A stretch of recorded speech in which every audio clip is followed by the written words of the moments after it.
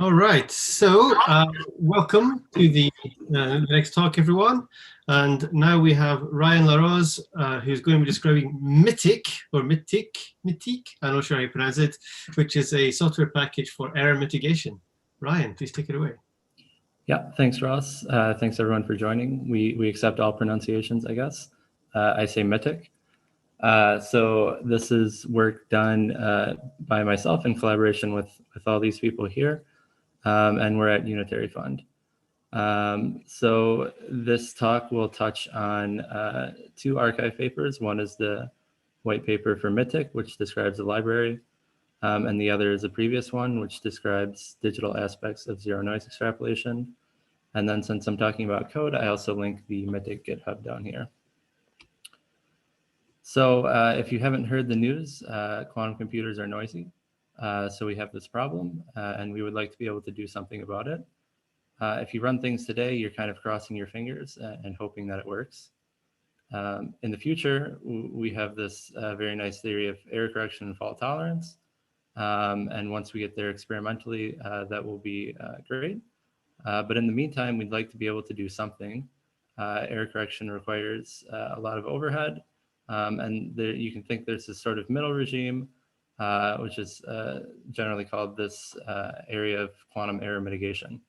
And here we list several techniques: probabilistic error cancellation, randomized compiling, and some other ones. And the one in particular that we implement now in Mitiq, which I'll talk about in this talk, is zero noise extrapolation. There's a bunch of references at the bottom, which you can look into here. And so zero noise extrapolation is a pretty simple idea. It can be explained just with this one slide, with this one plot in particular. So you have some quantum circuit that you want to run, and you're computing some expectation value. And there's this base hardware noise that you can't get past. We would like to get to the zero noise limit, but there's some fundamental noise in our computer. So we can't go this way, sort of naively. But what we can do is we can go the other way. So we can intentionally increase the noise by some means in our circuit. So that's the first thing that you need to do in zero noise extrapolation. And there's several ways of doing this. I'll mention a few. And then once you have that, you have this blue dashed curve, which is all the expectation values that you compute at these different noise scale factors. Once you have that, then you can fit a curve to this. So this is the extrapolation part of zero noise extrapolation. And you fit this curve, and then you deduce, or infer, I should say, what the zero noise limit is. So that's zero noise extrapolation at a sort of high level. And in terms of the software which implements this, I'll give this sort of flow chart so you can see how it works if you want to use the library in your programs. And then after this, I'll go through this sort of hands-on tutorial. So you start with some quantum program as a user, and you're sending it to some back-end hardware, either quantum computer or some simulator that you have access to, and that returns back some expectation value that you want to compute. This can be done on a variety of platforms: Qiskit, Cirq, Rigetti. These are all ones that we support. And then we're also hardware agnostic. So anything that you have access to, you can use with Mitiq. And Mitiq is going to sit in the middle. So you're going to send the quantum program. It's now sort of going to get intercepted by Mitiq. Something is going to happen. It's going to send that circuit or a set of circuits to the back end, get those results back, do some post-processing, and then return an error-mitigated expectation value. So with zero noise extrapolation in particular, the one that we have implemented now, the way that works is, like I mentioned, noise scaling. So the input quantum program gets converted into a set of noise scaled quantum programs. So this is corresponding to the x-axis on the previous slide. All these get run on the back end and sent back. And then this is where you do the fitting according to some model that you have in mind or that you guess. And then you can do the extrapolation to the zero noise limit, and you have the error mitigated expectation. Okay, so now I'll switch over to a sort of hands-on tutorial. Since I'm talking about software, I figured I might as well share some code. So this is a Jupyter notebook converted into sort of slides. And we can start at the start by pip installing Mitiq. So Mitiq is on PyPy. It can be installed just like you normally do with any other Python package. And I show below this also installing Qiskit and PyQuil. In this example, we're going to use Qiskit. But like I mentioned before, we also support most of the popular software interfaces. So you could use PyQuil programs as well, and also Circ as well. Circ is actually a required dependency of Mitiq. So when you pip install Mitiq, you also install Circ. Once you have Mitiq installed, it's good to test your installation. And you can do that by importing Mitiq and then running the mitiq.about function. And what this will do is it will print out just what Mitiq is, where the GitHub is, and then it will also print out some version information for all of the required or optional packages. So the required ones here are Circ, NumPy, and SciPy, and you can see the versions here. Just to mention, when you pip install Mitiq, you'll get version 0.1.0. I happen to be on a dev installation when I ran this notebook. And then you can see all this information. If you don't have either PyQuil or Qiskit installed, it'll just say not installed here. Otherwise, it'll say what versions you have. And you can see both on our GitHub and documentation which versions we support and which ones you can use. It's most of the recent ones, so you'll probably be fine whatever you have as long as you've recently updated. By the way, this is also useful for us as developers in debugging. If you have some bug you think that's going on, you can send us this information and this will help a lot. Okay, but once you've installed it and tested your installation, we can now import some of the libraries that we're going to use. So like I said, I'm going to be using Qiskit in this example, and then I'll just show some optional interfaces with both Circ and PyQuil. And then from Mitiq, we're going to do zero noise extrapolation. So we're going to import the ZNE module. There's 3 steps that you need to do in order to use ZNE and Mitiq. The first one is defining a circuit to run. So this you should have, of course, if you're trying to run something. Once you have the circuit, you need to define some function which will execute this and return some observable that you want to compute. So some expectation value. And in your code, you should have something like this, right? If you're running your circuit and sending it to a backend. And to interface with Mitiq, you just have to wrap this in a function, which I'll explain more in detail in a moment. And then once you have this, you can use the execute with ZNE function. And this will take the circuit and do the mapping that I showed on the previous flowchart. It will do the noise scaling, send all those circuits to the back end, and then do the fitting and extrapolation and give you the results back. So let's see an example of that using Qiskit and running on an IBM backend. So the first thing again is defining a circuit to run. Here, I'm just going to use something arbitrary. I'm going to use it in Qiskit. And I've mentioned before that you can use either Qiskit, PyQuil, or Circ. But here's the Qiskit circuit. This does nothing both in a literal and a practical sense. So it's just some circuit that we're running. And there's a few single qubit gates and then an even number of CZ gates. So this will compile to identity. And the expectation value that we're going to compute, the observable, is just the probability of the ground state. So this code is important. This just creates the circuit here. But you have, in your program to use Mitiq, you have some circuit as an input. The second step is this function, which we call an executor.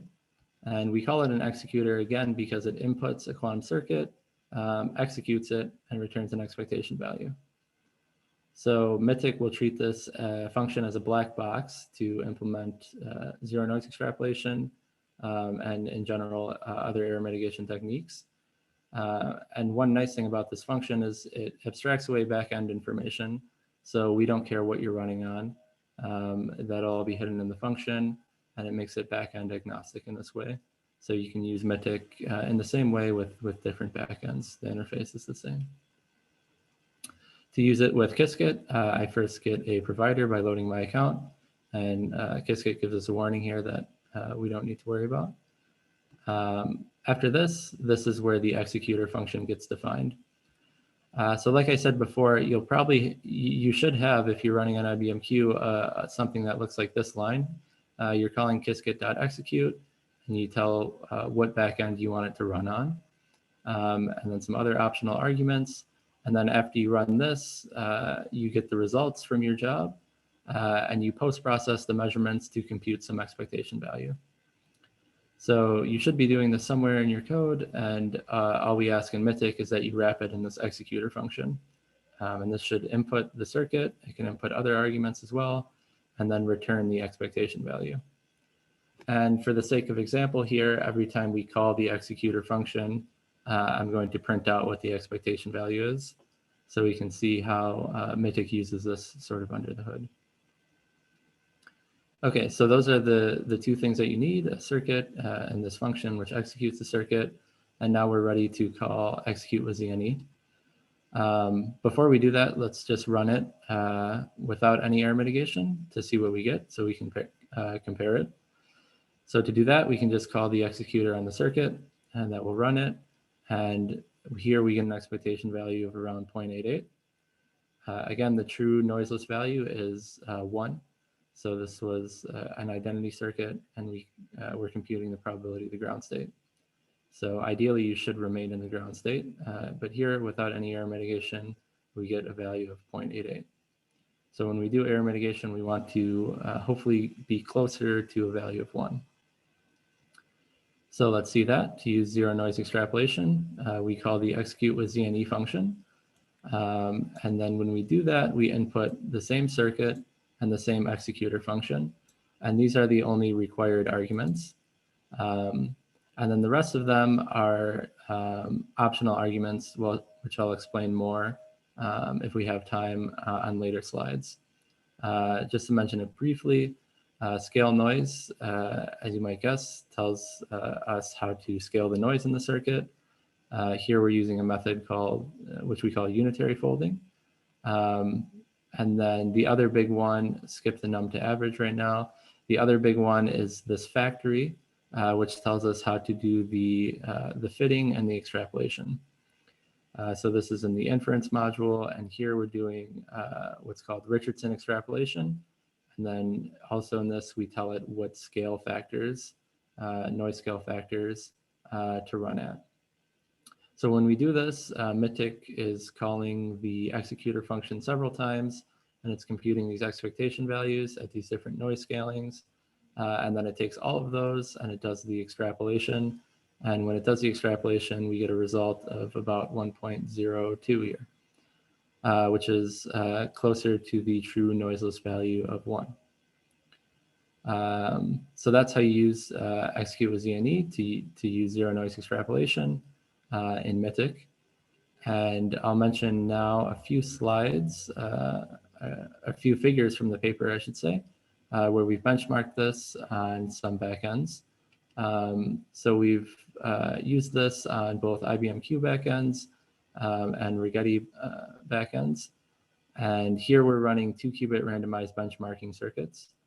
And we show, this is similar to the previous slide, the different noise scalings. And then we also show in different markers extrapolations to different zero noise limits. And as we mentioned in the paper, the model that you use to fit this curve, as you might guess, is of course very important in ZNE. And if you use different ones, you get different results, as well as different variances.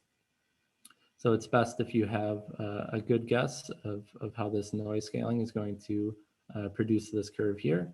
And that will better inform you how to extrapolate to the zero noise limit. But in all of these cases, except for the linear fit here, we get closer to the true noiseless result. So there's an IBMQ, and then similarly over here, on the Rigetti Esplanade processor. I've mentioned before that you can also use this on a simulator with some arbitrary noise models that you've defined. So here's an example of that where we're doing VQE, the variational quantum eigensolver, to compute the potential energy surface of molecular hydrogen. So here I'm showing different potential energy surfaces, and the colors are at different depolarizing noise strengths. So here's the true noiseless result, and then as we increase the depolarizing noise strength, we get further and further away from that. So these are the unmitigated results. Then when we use zero noise extrapolation, you can see those results over here, and we're closer to the true noiseless potential energy surface. And then the error between these curves is just quantified in this panel here. How are we doing on time? You've been talking for 14 of your 20 minutes. Okay. This was the main thing that I wanted to mention. And now let me briefly just go through some more finer details on Mitiq. One in particular is unitary folding, which I want to get to. So just to mention again briefly, we support not just Qiskit, but Pike and Cirq. And this is an example of defining the same circuit in each of these platforms. Here it's just a Bell state circuit for simplicity, but you could use any of these with Mitiq, and it's the same interface. Now for the noise scaling part, this is where unitary folding comes in. So in the original zero noise extrapolation, they used a noise scaling technique, which sort of stretches the pulses in the control hardware for superconducting circuits. Here, for a variety of reasons, it's useful to act on the gate level, although we'll eventually want to support this pulse scaling as well. So at the gate level, we scale noise by unitary folding, and so it'll map either a single gate or a group of gate G to this, and you can raise G dagger G to some power. And of course, this leaves the entire effect of the circuit invariant, but it will increase the depth of the circuit, and therefore heuristically scale the noise. In some cases, if you assume some simple noise model, you can show it's the same as scaling the pulses. But in general, this is an assumption that it will scale the noise. And just to show a few examples, this will be the last thing. And these are all defined in the zne.scaling module. One is folding gates from left. So if we input that Bell state circuit, we input a circuit and a scale factor. That's the factor of how much to increase the depth of the circuit by. Then here with this function, we start this unitary folding process from the left of the circuit, and we keep going until the scale factor is reached. So here we only end up folding one gate. The input circuit started with 2 gates. Once we fold, we introduce 2 additional ones. So therefore the depth of the circuit has scaled by 2. Some function like this is what is called when you use execute with ZNE, and there's an optional argument to provide which one you want to use. There's also fold gates from right, which starts from the right of the circuit and moves to the left until the scale factor is reached, as you would imagine. And then I'll skip this. There's also fold gates at random, which will stochastically select individual gates in the circuit. And then everyone asked a question about like folding single cubic gates versus 2 cubic gates. Of course, 2 cubic gates are noisier. So we also support this thing called folding by fidelity. And then this is where you input an optional argument, which tells either the known or approximately known fidelities of each gate. And then the folding will take this into account to put more weight, so to speak, on the noisier gates when folding. So here's an arbitrary circuit with some 2 cubic gates and some single cubic gates. This one's in Cirq for the sake of variety. And if we want to fold this, we can specify to keep all the single cubic gate fidelities at 1. And then when we see the folded circuit, you see none of the single cubic gates are folded. Only the 2 cubic gates are folded here. So you don't have to put 1 here. You can put some other value, and you can specify individual gates. and that will be folding by fidelity. So I think I'm out of time now. The only other slides I had were on more of the inference methods. So I'll just mention that these are all defined in the zne.inference module. So if you want to see more on that, you can check out either the GitHub or the docs, and I'll just flash to the end for that. So here's again the GitHub. We're on read the docs, mitiq.readthedocs.io to find those. And then you can also contact me as well at ryan@unitary.fund. Great, thanks very much, Ryan. While I'm waiting for people to type questions in, I will pose well, okay, let's, one question from me, I think. So if you flick back to when you had your charts, I noticed there was quite a big difference in the size of the error bars between the two different machines that you presented. I was wondering if you had any method of controlling or estimating those error bars as part of the technique.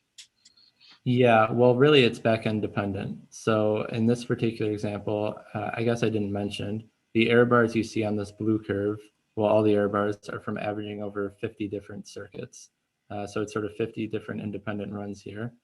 And like I said, I guess it will come down to how good the hardware is. So in this plot here, we see smaller error bars, whereas when we ran this on Rigetti, we got more variance in the results. So in this sense and another sense, zero noise extrapolation is sort of tied to the underlying performance of the hardware. So that's also an important thing. It's pretty typical for all error mitigation techniques, I believe. So that's an important thing to note as well. Yeah, good question. Okay, so Peter M. Would like to know, what is the technical definition of folding? Yeah, it would be, it's a simple definition. I guess it would be, if I can find it, this one here. So G gets mapped to G inverse G. And this could be a single G inverse G, or you could raise it to some power. And like I said, if you have a simple, say, depolarizing noise model, you can show that this is equivalent to time scaling the pulses, which they use in the original ZNE formulation. In general, I guess it's an assumption that it will scale the noise. You can see in the results that, in our benchmarks in the paper and other results, it is effectively scaling the noise. So you can use this technique in zero noise extrapolation. And so this is just one noise scaling method. You can think there's others that you can do at the gate level as well. You can insert identities after gate, just wait. You can also do like twirling in combination with unitary folding and other things like this. But this is the main one that we have in Mitiq now, this unitary folding. Okay, and last question before we wrap the talk up from Ling Ling Lao says that the original zero noise extrapolation works for small circuits and low noise rates. So what's the biggest circuit you've actually evaluated, and do you have any insights about circuit size versus noise regime? Good question. Yeah, so that's definitely true, and that's like I was saying with the performance of ZNE being tied to the performance of the hardware. I think the largest one we ran was something like this one on IBMQ. So each circuit here had around, I believe, 20 or 30 2-qubit gates and something like 100 single qubit gates. And that's at a noise scaling of 1. So that was the base circuit. If those numbers are wrong, check out the Mitiq white paper on arXiv. We listed in the caption. I think it's something like that, but I don't remember for sure right now. Okay, thanks, Ryan. I think there are some more questions in the Slack, but we should probably wrap up because the other talk has already started, and we can continue this conversation by method of typing words. Thanks again for the talk, and we'll see everyone in the next session.